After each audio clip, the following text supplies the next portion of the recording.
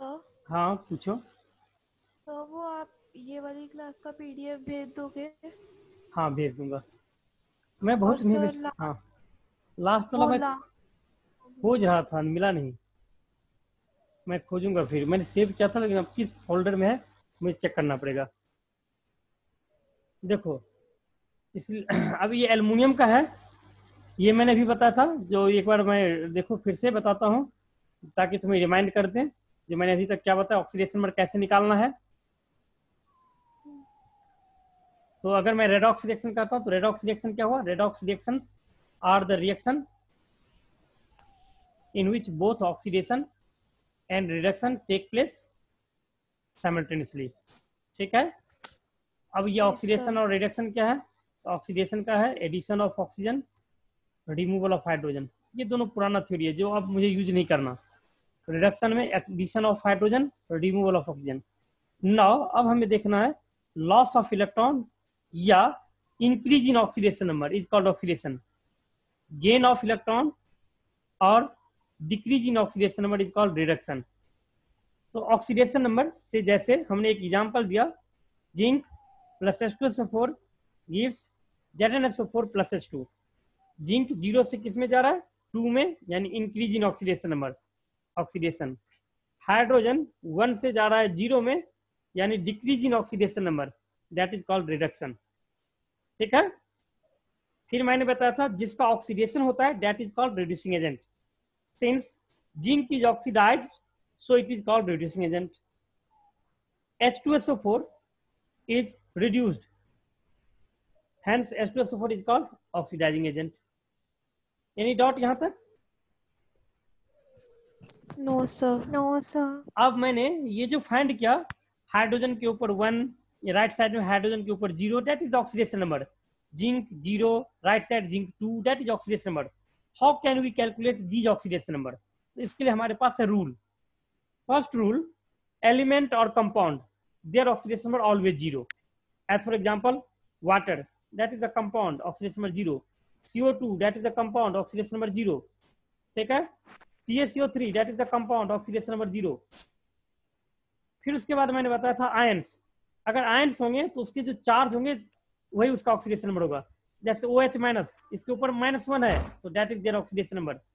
NH4 plus, इस पूरे का ऑक्सीडेशन नंबर क्या हो जाएगा, +1, क्योंकि इसके ऊपर +1 चार्ज है। ठीक है। यस अब मैंने बताया था जो किसी कंपाउंड के अंदर, जैसे ये CaCO3 का ओवरऑल क्या है, जीरो है, ओवरऑल जीरो।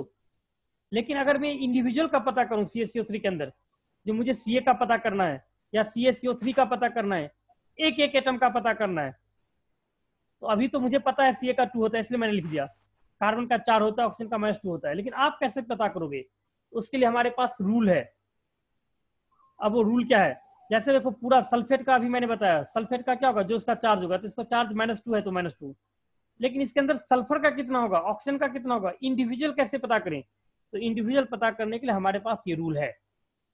रूल 1, ग्रुप 1, यानी जब भी कंपाउंड के अंदर लिथियम या सोडियम या पोटासियम या रूबीडियम या सीजियम, इसमें से कोई भी एलिमेंट कोई भी कंपाउंड के अंदर हो या किसी भी आयंस के अंदर हो, इसका हमेशा चार्ज क्या होगा, +1, फिक्स है ये। चाहे कहीं भी ये कंपाउंड के अंदर होगा और चाहे ये कहीं भी आयंस के अंदर होगा, इसके हमेशा ऑक्सीडेशन नंबर क्या होंगे, +1। समझ में आ रहा है? Yes sir.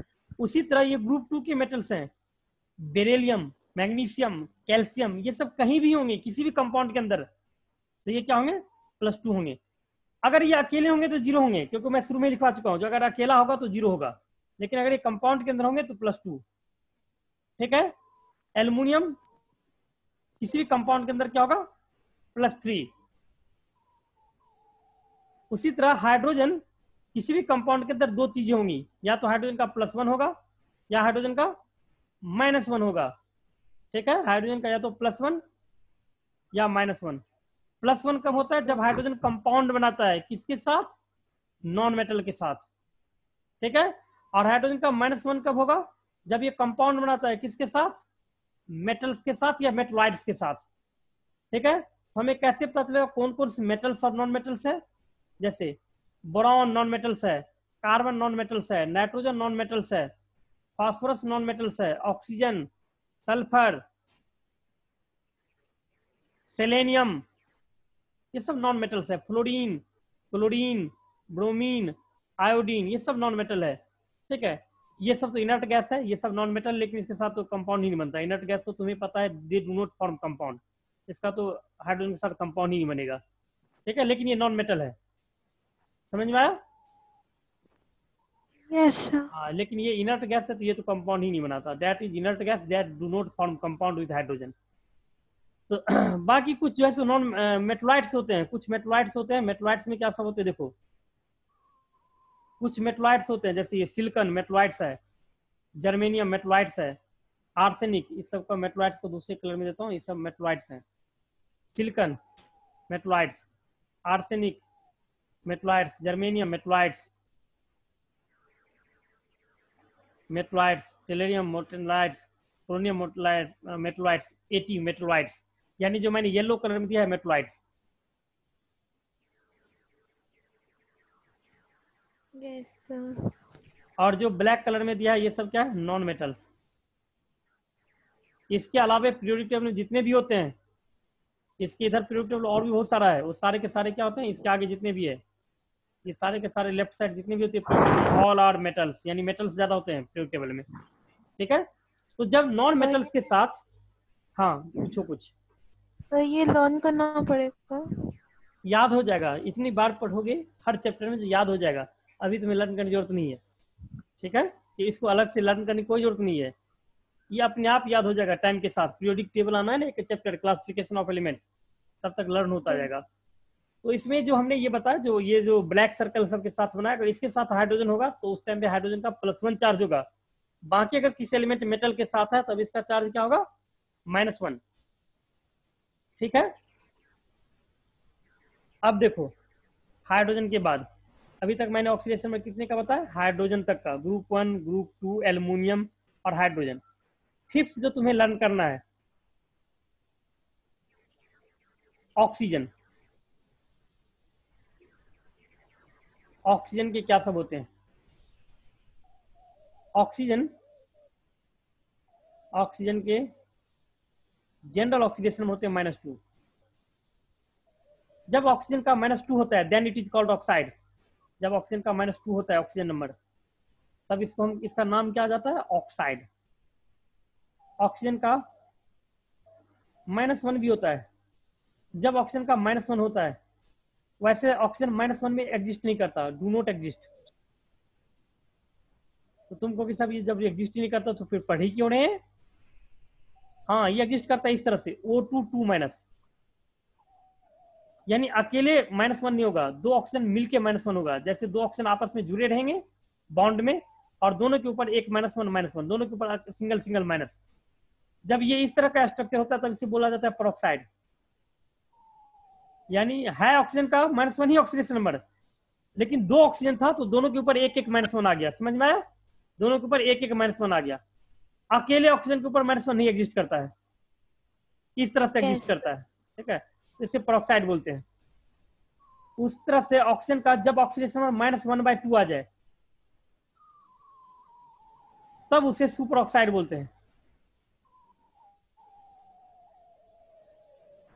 अब सुपर ऑक्साइड ऐसे बोला जाता है, O2 सिंगल माइनस, इसको बोलते हैं super oxide. Oxide, peroxide, super oxide. ठीक है,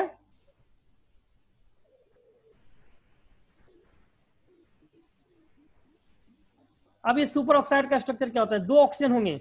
अब इस दो ऑक्सीजन में किसी एक के ऊपर -1 होंगे, किसी एक के ऊपर क्या होगा, 0 होगा। तो ओवरऑल दोनों को मिला के कितना हो गया, -1/2 -1/2 हो गया एवरेज। एक का 0 है, एक का -1 है, तो एवरेज कितना हो गया दोनों के, -1/2 -1/2। इसको बोलते हैं सुपर ऑक्साइड। अब ऑक्सीजन का एक्सेप्शन भी होता है। ऑक्सीजन का एक्सेप्शन क्या होता है, तो ऑक्सीजन के कभी कभी प्लस भी हो जाते हैं, और प्लस सिर्फ और सिर्फ फ्लोरीन के साथ होते हैं।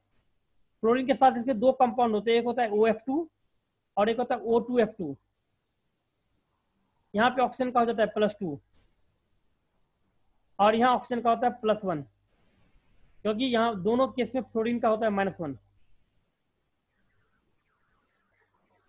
अब तुम कहोगे सर हमें कैसे पता चलेगा जो किस कंपाउंड के अंदर ऑक्सीजन -2 है और किसके अंदर -1 है। अभी आप जब तक आपको मैं कुछ एक्स्ट्रा ना बताऊं तब तक आपको यही लर्न करना है जो ऑक्सीजन के अंदर हमेशा -2 होता है, यानी आपको यही लर्न करके चलना है। That is a general oxidation number. Generally oxygen का ऑक्सीडेशन नंबर -2 ही होता है। -1 और -1/2 कब होगा वो मैं बता दूंगा। अब देखो कैसे ये आगे भी डिस्कस करूंगा। क्लियर? यहाँ तक इसको -1/2 आगे डिस्कस करेंगे। अभी आप इतना लर्न करेंगे जो ऑक्सीजन के -2 हो रहे हैं। ठीक है? हेलो? Sir yes sir. हाँ हाँ पूछो। Sir yes yes. वो एक्सेप्शन वाला नहीं समझ आया। ये एक्सेप्शन वाला समझाऊंगा जो ऑक्सीजन का कैसे +2 होगा +1 होगा, ये भी तुरंत थोड़ी देर में समझ में आ जाएगा। अभी इसको यहाँ पे मैंने रोक रखा है आगे बढ़ने के लिए। 6 है हेलोजन, ग्रुप 17 हेलोजन बोलते हैं इसको। इसके -1 होते हैं। हेलोजन में कौन कौन से एलिमेंट होते हैं? तो हेलोजन में होते हैं फ्लोरीन, क्लोरीन, ब्रोमीन, आयोडीन। इस सब के -1 होते हैं। बट लेकिन इसमें से कंडीशन ये है, इसके फिक्स होता है। ये 3 अपना चेंज कर सकता है। ये -1 के अलावा भी होता है। These elements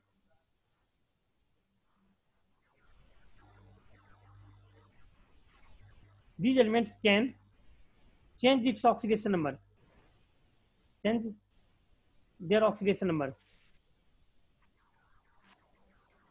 If these element क्या it form compound with more electronegative atom, ये एलिमेंट्स अपने से अगर ज्यादा इलेक्ट्रोनेगेटिव एलिमेंट के साथ कंपाउंड बनाएगा तो इसके ऑक्सीडेशन नंबर चेंज कर सकते हैं।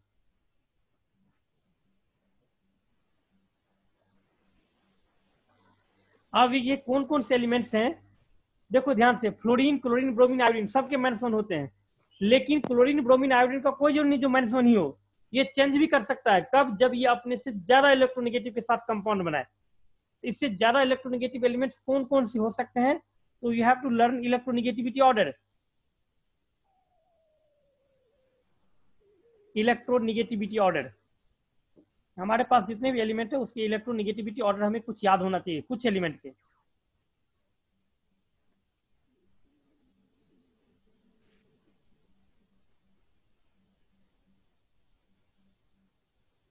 इलेक्ट्रोनेगेटिविटी ऑर्डर में सबसे ज्यादा इलेक्ट्रोनेगेटिव होता है फ्लोरीन, जितने भी पीरियोडिक टेबल में एलिमेंट है सबसे ज्यादा। फिर उसके बाद आता है ऑक्सीजन की बारी, फिर क्लोरीन, फिर क्लोरीन से स्लाइटली कम होता है इसलिए मैंने ऐसे लिखा नाइट्रोजन। क्लोरीन स्लाइटली ज्यादा होता है, फिर bromine, then followed by iodine, sulphur and carbon. Iodine, sulphur and carbon ये आसपास होते हैं। फॉस्फोरस आसपास होते हैं, हाइड्रोजन, बोरॉन। ये हमें याद रखने हैं ऑर्डर।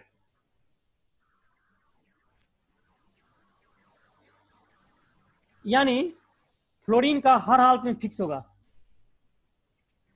बाकी सब चेंज करेंगे। अच्छा बच्चों, मैंने अभी तुम्हें बताया था ऑक्सीजन का कितना होता है, -2 बताया था ना। Hello yes sir. Yamika, yes sir. Oxygen का -2 बताया था। अब देखो मैं तुम्हें एक चीज बताता हूं। अब देखो OF2 मान लो ये कंपाउंड बन गया। अच्छा इस पूरे कंपाउंड का ओवरऑल क्या होगा? इस पूरे कंपाउंड का अगर मैं ऑक्सीडेशन नंबर पूछूं तो इसके ऊपर कोई चार्ज है? नहीं ना। सर। तो पूरे कंपाउंड का जब चार्ज नहीं होता तो उसका टोटल का क्या होता है? 0। ये तो सब, जीरो। हाँ ये तो शुरू में लिखवाया था ना जो टोटल का 0। अब इसमें बताओ ऑक्सीजन मोर इलेक्ट्रोनेगेटिव है या फ्लोरीन मोर इलेक्ट्रोनेगेटिव है? कौन मोर इलेक्ट्रोनेगेटिव है? फ्लोरीन। तो फ्लोरीन का फिक्स होगा, फ्लोरीन का फिक्स। तो फ्लोरीन को मैंने लर्न करवाया कितना? -1। ध्यान से देखो, तो फ्लोरीन का हो गया -1 और इसका हमें पता नहीं। इसका वैसे -2 होता है, लेकिन अब इसका -2 नहीं होगा। क्यों?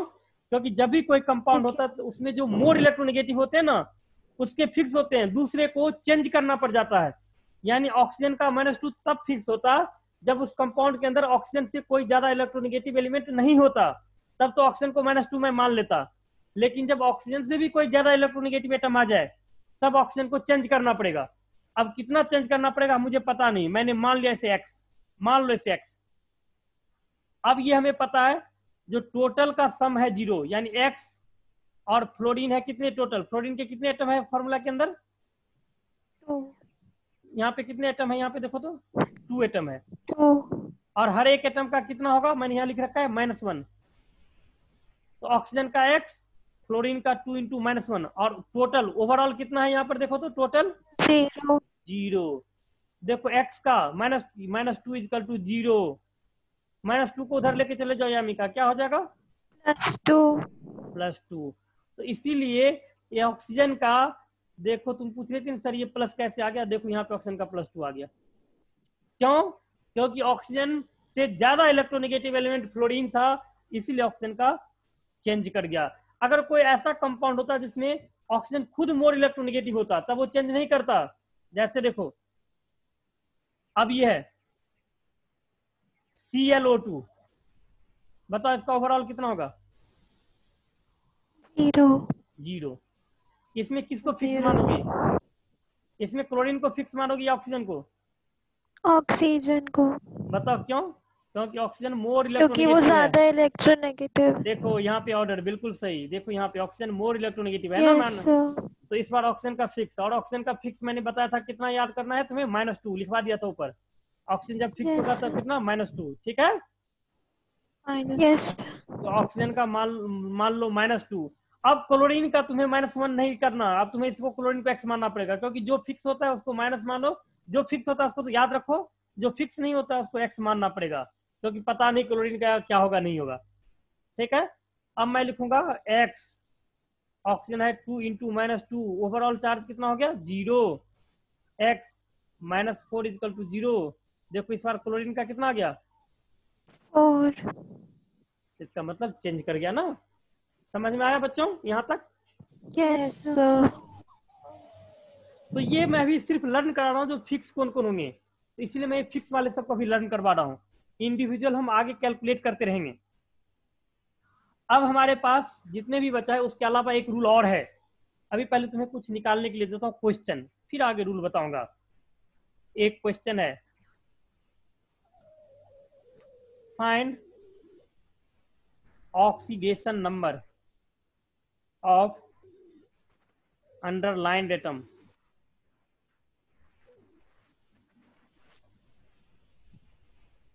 in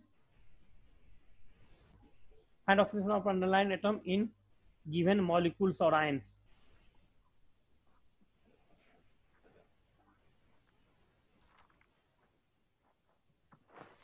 अब इसमें है K2Cr2O7, इसमें क्रोमियम का पता करना है। ठीक है, MnO4-, इसमें मैग्नीज का पता करना है। ठीक है, कर सकते हो ना। H2SO4, इसमें सल्फर का पता करना है। चलो पता करो इस तीनों का।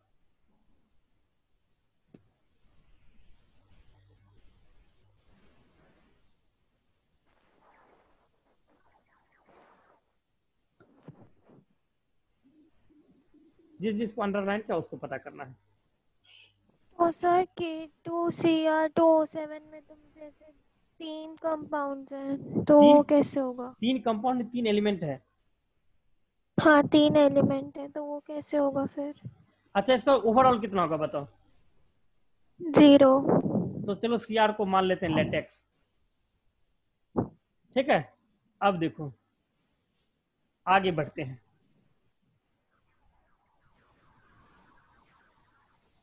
लिथियम, सोडियम, पोटेशियम, के कहीं भी होता है, कहीं भी, उसका ऑलवेज फिक्स है, ये कभी चेंज नहीं कर सकता। इसका कितना होगा? +1। +1। इसमें हाँ। कोई चेंज नहीं, कहीं भी। अकेला होगा तभी 0 होगा, लेकिन अगर कंपाउंड के अंदर है तो +1। ठीक है, अगर अकेला अगर सोडियम होता है कहीं यस भी, अकेला होगा तब तो 0 है, लेकिन अगर कंपाउंड के अंदर है तो +1। Okay, yes. तो यहाँ पे तो के का हमें पता है +1।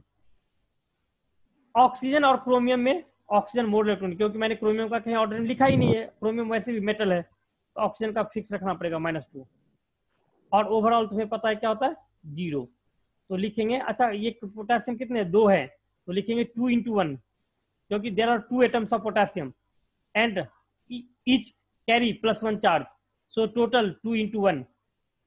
अच्छा बच्चों, ये क्रोमियम के टोटल एटम कितने हैं? 2, तो इसको भी लिखेंगे 2x, क्योंकि यहाँ जो मैंने x लिखा है वो ईच एटम के लिए लिखा है, there are 2 atom, so you have to write 2x। Oxygen के कितने एटम है यहाँ पर? 7, 7। और ईच ऑक्सीजन हैविंग -2 चार्ज, तो so multiply 7 × -2 and overall charge is 0। Find करते हैं, 2 + 2x -14 = 0, 2x -12 = 0, राइट साइड जाके +12, x = 6 आ गया। क्रोमियम का ऑक्सीडेशन मुझे पता चल गया, डेट इज +6। उसी तरह Mn का पता करो, और उसी तरह सल्फर का पता करो।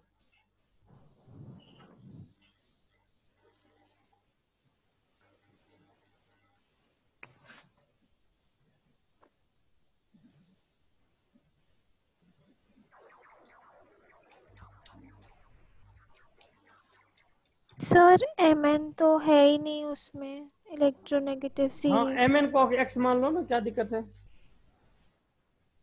और ऑक्सीजन का फिक्स कितना होता है? -2। और टोटल का कितना हो जाएगा? -1, तो हो जाएगा x 4 ऑक्सीजन, यानी 4 × -2 = -1, x - 8 = -1, x = 8 - 1 यानी 7।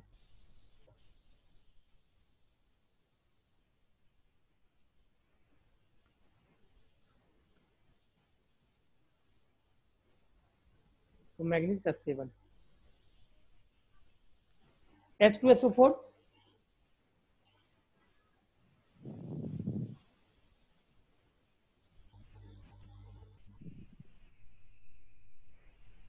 इसका तो निकालो, कम से कम फाइंड आउट करो। ओवरऑल 0, ठीक है, H के कितने हो जाएंगे? अच्छा, इसमें तुम कहोगे सर हम कैसे पता करें? Yes sir. ऑक्सीजन का -2। अच्छा, हाइड्रोजन का 2 होता है, देखो मैंने हाइड्रोजन के 2 लर्न करवाए हैं, यस सर। एक +1 और एक, +1 और यस -1। सर। हाँ, लेकिन यहाँ पे कंपाउंड हाइड्रोजन का किसके साथ है? सल्फर। सल्फर क्या है? Non metal. सल्फर क्या है बच्चों? Non metal. और नॉन मेटल के साथ हाइड्रोजन का क्या होता है? +1। +1। तो इसका मतलब इस कंपाउंड में हाइड्रोजन का +1 होगा। जो मैंने कंपाउंड दिया है इसका अंदर, यानी ये सल्फर नॉन मेटल है, और सल्फर भी नॉन मेटल, ऑक्सीजन भी नहीं, यानी नॉन मेटल के साथ हाइड्रोजन का होता है +1।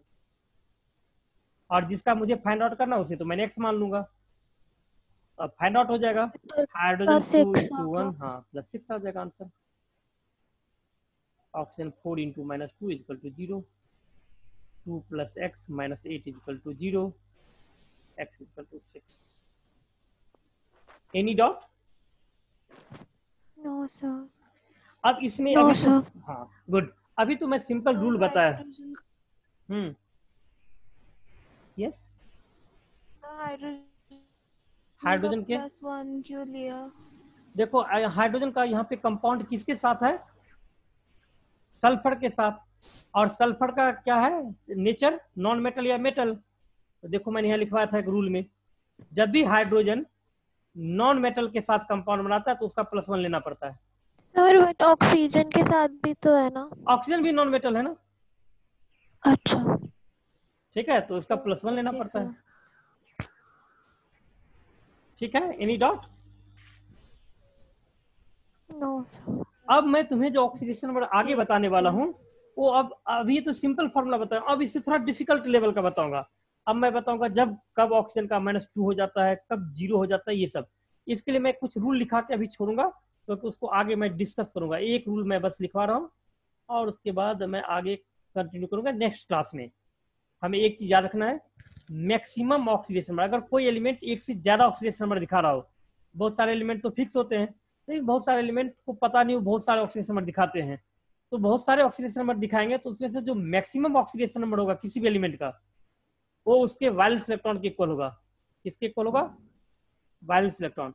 जैसे देखो, एज फॉर एग्जांपल सल्फर के 16 होता है एटॉमिक नंबर, यानी इसके के सेल में होते हैं 2 इलेक्ट्रॉन, एल में 8, कितना बच गया?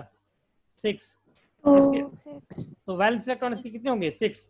यानी सल्फर का मैक्सिमम अगर मैं ऑक्सीडेशन नंबर बताऊं तो कितना होगा पता है? 6 से ज्यादा सल्फर का ऑक्सीजन नंबर हो ही नहीं सकता।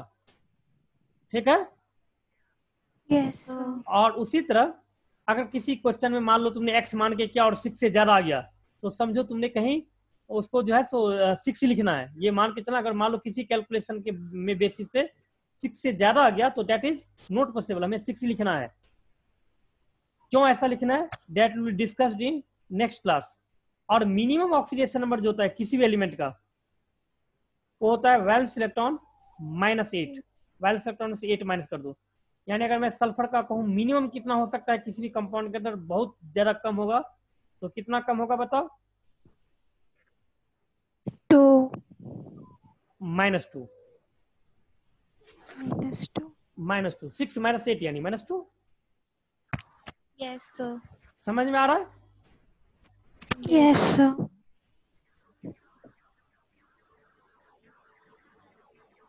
उसी तरह क्रोमियम है, क्रोमियम का होता है 24, 2 8 8 6। इसका भी वैलेंस इलेक्ट्रॉन 6 है, तो इसका मतलब इसका भी मैक्सिमम कितना होगा? 6 होगा। यानी जितना भी मैक्सिमम ऑक्सीडेशन नंबर, वही उसका क्या होता है? वैलेंस इलेक्ट्रॉन जितना होता है maximum, that valence electron is the maximum oxidation number of an element in any compound. ठीक है। अब इसके बेसिस पे बहुत सारे क्वेश्चन इस पे बेस्ड होते हैं, जो कि मैं कंटिन्यू करूंगा नेक्स्ट क्लास में। ठीक है बच्चों? Yes sir. I will send this PDF in your WhatsApp group. Okay, thank you. Okay sir. Thank you. Thank you.